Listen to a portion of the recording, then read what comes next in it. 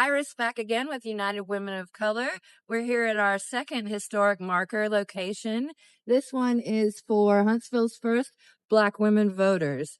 So when the 19th Amendment was ratified, 100,000 women registered to vote in Alabama. Is that correct? That is absolutely correct. And about 1,400 of them were from Madison County. And then, so how many Black women were in that number? There were 6 Black women in that number. And so we were doing a project about women's suffrage, which is why we were focused on Alice Foreman Baldrige. She was a prominent leader of the suffrage movement. And in the course of researching her, we found an article in the Huntsville Times about the women who registered to vote. I think what's interesting about that number of over 100,000 Alabama women registered to vote is more Alabama women registered to vote than any other state in the South. So that is noteworthy for 1920. So we saw an article that said, in 7 color women registered, and we determined that we had to know the name of those 7 women who voted. We learned that there were 6, and we went through the voter rolls and identified the women by the year that they registered, by their race. It was COL for colored, and then their names. And we dedicated a historic marker recognizing those brave women in October of 2022. Thank you so much for that. That's really great. A great way to preserve the history of Huntsville, especially women's history, women in politics. And so, what did these women have to do to be able to vote? What were the requirements?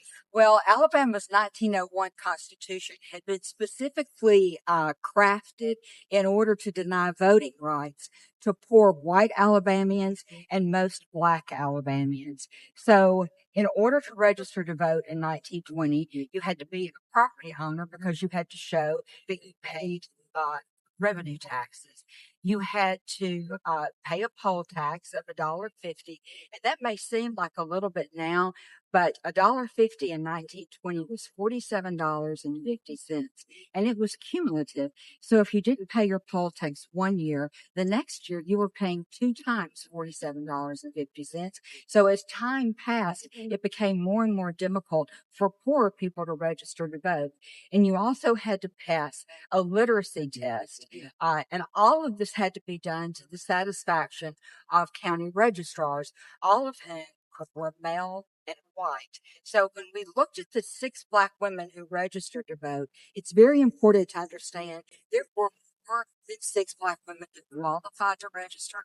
These are the only ones that the county registrars allowed to register to Mm-mm-mm. So it seems like today it's easier to be able to vote. I know they're trying to put up roadblocks with gerrymandering and all that. And with this new SAVE Act, there were a lot of things that women had to overcome to be able to vote in the first place. And so that's why we're asking people to get out and vote on May 19th, because we no longer have to fulfill all those requirements. And who knows how long that might be. That's exactly right. The Voting Rights Act in 1965 pushed a lot of those barriers aside, but it's a constant threat that voters are under in order to have to make voting registrations that may or may not cost people money. And if it costs money to register to vote, it has a disproportionate effect on poor Alabamians. Yes, poll tax. We don't want that anymore. Right. So I thought it would be good if we read these women's names. They are part of history of Madison County, Alabama, the first 6 Black women to vote in our town. So I'm going to read the first 3, and if you'll read the next 3. Mary Wood Binford, Jordan. Ellen Scruggs, Brandon. India Leslie Herndon. Lou Martha Johnson, Dora Fackler Lowry.